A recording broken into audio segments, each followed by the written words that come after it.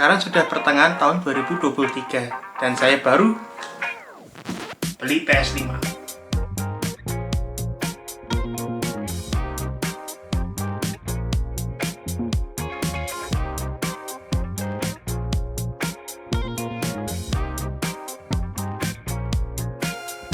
Jadi ada beberapa pertimbangan yang harus saya pikirkan dulu ya sebelum saya memutuskan untuk membeli PS5 ini. Seperti ketika saya beli Xbox Series S ini, saya nggak perlu banyak pertimbangan ya. Waktu itu saya cuma tahu produknya, tahu harganya, riset sebentar, terus tiba-tiba wes beli gitu aja.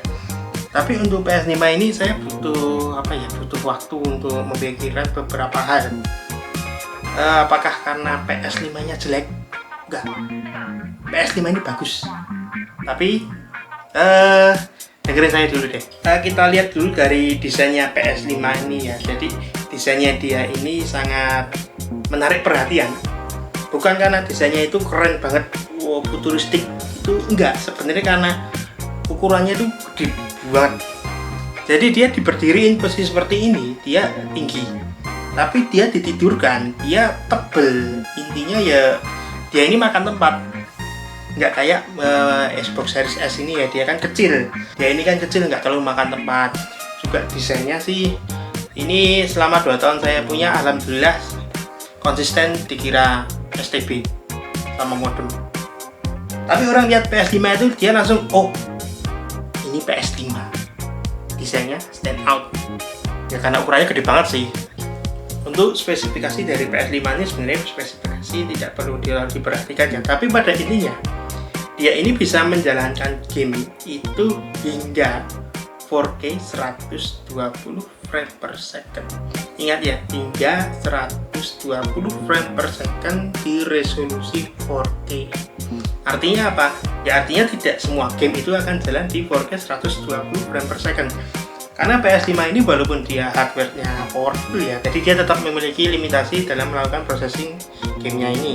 Jadi kita sebagai usernya itu kita diberikan pilihan apakah kita akan menjalankan gamenya di performance mode, di mana performance mode ini dia akan lebih push PS5 ini untuk memberikan frame rate yang tinggi, tapi mengorbankan sedikit kualitas gambarnya. Misalnya dia bisa jalan di 60 fps, cuman mungkin resolusinya dia tidak akan 4K, mungkin hanya di 2K atau malah turun ke Full HD, atau mungkin dia akan mematikan ray tracingnya untuk memberikan frame rate yang lebih tinggi. Sebaliknya kita juga bisa memilih untuk menjalankan di quality mode. Di quality mode itu biasanya dia akan jalan di resolusi penuh 4K dengan ray tracing yang jalan, cuman biasanya hanya di limit frame rate-nya 30 frame per second, karena sekuat-kuatnya PS5 ini, sepowerfulnya ini, dia tetap memiliki limitasi dalam memproses game-game yang bisa dia jalankan. Tentu kalau kalian mau memaksimalkan performa dari PS5 ini, kalian juga perlu monitor atau layar yang memadai juga ya. Jadi minimal monitor atau layar kalian itu support HDMI 2.1 ya. Syukur monitor kalian itu juga support VRR ya, variable refresh rate, refresh rate-nya lebih dari 120 Hz dan resolusinya bisa 4K. Cuman kalau memenuhi semua hal itu tentu harganya akan cukup tinggi ya monitornya. Tapi menurut saya minimal punya layar yang bisa 4K walaupun hanya 60 Hz itu sudah minimal nyaman digunakan. Untuk upgrade memori internal PS5 ini lebih mudah ya, karena kita bisa pakai SSD NVMe Gen 4 dari merek apapun selama speednya itu sesuai dengan kualifikasi yang ditetapkan oleh Sony. Untuk saya sendiri saya pakai Adata SPC S70, ini sudah terangnya sudah PS5 ready. Ini bisa kalian beli, harganya sekitar 1 jutaan kurang untuk varian 1 TB nya. Untuk 2 TB nya kalau nggak salah sekitar 1,6 atau 1,7 ya. Untuk upgrade storage ini jelas PS5 lebih unggul ya, karena di Xbox Series S dan Series X itu bisa, cuman dia pakainya expansion card, dan expansion cardnya itu cuma 2 merek yang bikin, Seagate sama Western Digital, dan harganya nggak murah. 1 TB itu sekitar 2,5 juta kalau nggak salah ya. Itu ya karena hanya 2 yang bikin ya, jadi masih mahal.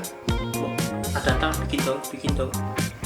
Sekarang kita ngomongin controller dari PS5 ini ya. Jadi PS5 ini dia punya controller baru, yaitu DualSense ya sekarang namanya ya. Dulu namanya DualShock. Mungkin ini lebih enak disebut DS5 gitu aja ya. Jujur untuk saya yang terbiasa dengan Xbox, kontrolernya Xbox, jadi ketika saya terbiasa dengan kontrolnya Xbox ini, saya megang DS4, kontrolnya PS4 itu rasanya terlalu kecil di tangan saya, karena kontrolnya Xbox ini kan bulky gede ya, segini. Ini saya megang setelah megang kontrolnya Xbox seperti ini, saya megang DS4 itu rasanya kecil banget.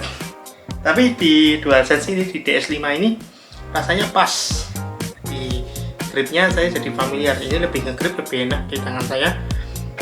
Layoutnya, layout itu masalah pembiasaannya, tapi ini jauh lebih enak. DS5 ini kita dapat banyak upgrade dari DS4. Salah satunya adalah ini sekarang support adaptive trigger.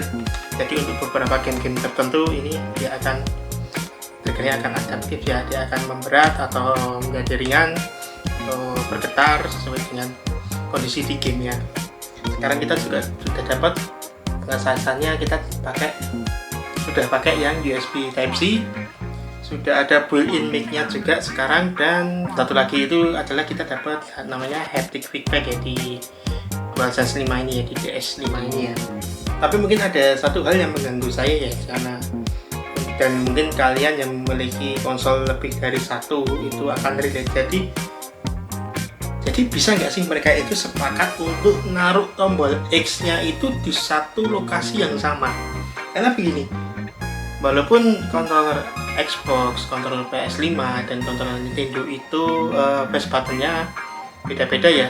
Untuk PlayStation dengan segitiga kotak bunder X, dengan Xbox dan Nintendo itu pakai APXY tapi terbalik posisinya. Kenapa bisa nggak sih mereka itu isi tombol X-nya itu bisa nggak sih disepakati di satu lokasi yang sama? Karena ini sangat merusak muscle memory. Jadi ini kontroler PS5, X-nya ada di sini di bawah. Lalu kita ke Xbox, X-nya ada di sini. Jadi di sebelah kiri X-nya ada di sini. Kemudian saya nggak punya kontroler Nintendo sih, tapi NJK Nemesis saya ini layoutnya Nintendo X-nya ada di atas. Ini kan mereka nggak bisa menyatukan satu suara. Gimana kalau kita naruh X-nya semua ada di bawah atau gimana gitu. Jadi karena ini sangat merusak muscle memory. Ya, habis main Xbox, main PS itu foto GTA itu X-nya sebelah mana? Kadang loading saya. Satu keresahan saya adalah itu, posisi X-nya itu kenapa mereka nggak jadian kita taruh aja di satu tempat yang sama gitu, jadi nggak bikin bingung yang punya konsol lebih dari satu. Sekarang kita ngomongin kalau masalah dari selama penggunaan ini udah sekitar 2 bulan ya PS5 ini ada di saya ya. Untuk pengalaman penggunaannya ini juga akan sekaligus menjawab kenapa saya lebih milih membeli PS5 daripada merakit PC. Jawabannya adalah, jadi kenapa saya lebih memilih beli PS5 daripada rakit PC itu karena PS5 konsol ini lebih simpel dan sesuai dengan saya mau. Konsol ini baik PS5 baik Xbox ini kan dia dibuat pure entertainment ya, pure untuk utamanya dia main game ya, mungkin bisa sih streaming tipis-tipis di Xbox maupun di PS5, tapi intinya dia diciptakan hanya untuk main game dan saya hanya butuh dia untuk menjalankan itu, simple. Jadi misalnya saya suka game ini, saya tinggal beli, tinggal saya install, update, main, udah. Hanya itu yang saya butuhkan. Perkara nanti gamenya dia hanya bisa jalan di 4K 30 fps, hanya di 2K 60 fps, saya nggak masalah. Saya hanya butuh dia jalan game yang saya mau, udah, saya happy. Berbeda dengan game di PC ya, karena kalau game di PC itu kita bisa mengoptimalkan gamenya itu jalan di kemampuan terbaiknya sesuai dengan selera kita. Di konsol mungkin contoh Spider-Man hanya jalan di 4K 30 fps saja. Tapi di PC dia bisa jalan 4K di frame rate yang jauh lebih tinggi, lebih optimal sesuai dengan selera kalian. Tinggal kita kembali ke pertanyaan awal tadi, kenapa kalian mau beli konsol dengan kemudahan simpelnya, tapi yang ditawarkan juga seperti itu, atau kalian ingin memanfaatkan potensi terbaik dari game yang ingin memaksimalkan performanya. Rakit PC adalah pilihan yang lebih masuk akal. Tapi ada satu hal yang mengganjal saya sih, jadi bukan tentang PS5-nya, tapi lebih tentang ke Sony PlayStation-nya. Jadi banyak game-game eksklusifnya dia, banyak game-game dari first party-nya Sony Studios itu sekarang juga ada di PC yang dijual melalui Steam atau ECS, kayak Spider-Man, Horizon, terus Death Stranding sekarang di PC juga ada, terus God of War. Ya intinya banyak lah game-game yang dulu eksklusif di PS. Jadi kalau kalian main itu harus beli PS, sekarang di PC juga ada. Jadi sebenarnya gimana ya, saya menanggapinya itu awalnya saya agak bingung, cuman ya setelah saya pikir-pikir lagi, mungkin karena bisnis sekarang berjalan seperti itu ya. Jadi untuk game-game yang benar-benar eksklusif itu sekarang mendekati tidak ada. Mungkin adanya adalah time eksklusif ya, jadi rilis di eksklusif di platform A, tapi pada berapa tahun kemudian, berapa saat kemudian dia akan rilis di platform lain. Jadi hanya eksklusifnya itu hanya dalam kurun waktu tertentu ya. Sekarang banyak seperti itu, dan ya mungkin ini adalah pilihan dari Sony, mungkin karena mereka juga harus mencari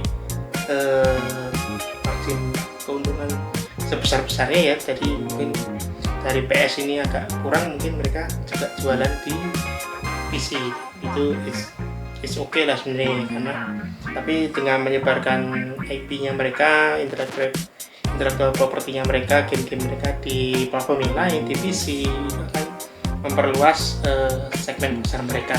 Ya pure masalah bisnisnya Sony sih. Tapi bagi saya yang dulu main game-game eksklusifnya PS kayak Metal Gear Solid, itu saya dari zaman PS1 terus main Metal Gear Solid 2, 3 di PS2, saya sampai harus beli PS3 untuk main Metal Gear Solid 4. Terus ya tapi kelamaan emang ya multi platform itu lebih lebih menarik ya. Metal Gear Solid 5, Ground Zeroes dan Phantom Pain akhirnya rilis juga multi platform di PS, Xbox dan juga di PC. Ya ini hanya masalah perkembangan bisnis ya mungkin. Nah sekarang kita ke pertanyaan di awal tadi, kenapa saya baru beli PS5 di tahun 2023 ini.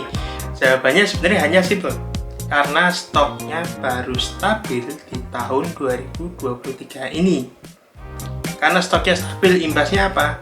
Harganya sudah turun. Jadi PS5 ini versi digitalnya dijual resmi sama Sony Indonesia itu harganya 8,2 juta. Sementara yang versi disc-nya itu di angka sekitar 9,5. Tapi kemarin ketika saya beli PS5 ini itu Sony baru ada promo ya. Jadi untuk yang versi disc itu dijual di harga 8,9 jutaan. Harganya sudah turun, sudah stabil, stoknya juga udah gampang ditemui. Bahkan kalau kalian yang beli versi Jepang, versi internasional itu harganya lebih murah lagi. Versi digital itu bahkan nyentuh di angka 6 jutaan, sementara yang versi digital mepet-mepet angka 7 jutaan dah untuk. Jadi masalahnya itu, jadi saya nunggu harganya turun. Karena PS5 ini kita tahu ya, jadi awal perilisannya dia itu harganya sampai gila-gilaan, sampai tembus di sekitar 11 juta untuk versi digitalnya, dan itu terlalu mahal. Sekarang kita masuk ke kesimpulan dari PS5 ini ya. Kesimpulannya akan saya buat dengan satu pertanyaan, apakah worth membeli PS5 di tahun 2023 ini? Dan jawabannya adalah ya, worth. Karena ini umurnya baru 3 tahun. Konsol itu biasanya umurnya dia agak panjang ya, lebih dari 5 tahun. Ini baru umurnya 3 tahun, dan lifespan-nya tentu akan masih panjang. Mengenai rumor dia akan keluar versi slimnya, itu juga mungkin patut ditunggu untuk kalian yang ada rencana untuk beli dalam waktu dekat. Mungkin bisa nunggu sabar sebentar, atau malah syukur kalian baru masih nabung, masih mengumpulkan uang untuk beli PS5. Karena rumor mengenai PS5 yang slim ini cukup kencang ya sekarang ya.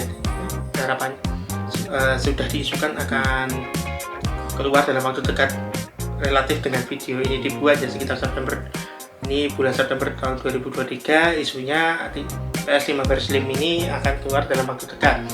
Untuk kalian yang sedang mengumpulkan uang, sedang nabung untuk beli PS5, untuk menunggu versi yang slimnya keluar, itu mungkin menjadi pilihan yang masuk akal. Karena apa? Syukur kalau uangnya cukup untuk beli yang slim, kalian bisa beli yang slim. Tapi harapannya dengan keluar versi slim itu, versi yang lama ini harganya akan turun. Jadi kalian bisa lebih hemat, apalagi yang versi resmi harapannya dia bisa turun mendekati harga yang versi Jepang.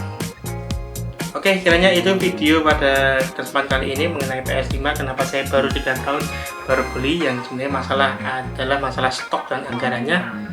Jika kalian suka dengan video ini, jangan lupa like, jangan lupa subscribe channel ini jika kalian belum, dan sampai jumpa di video berikutnya.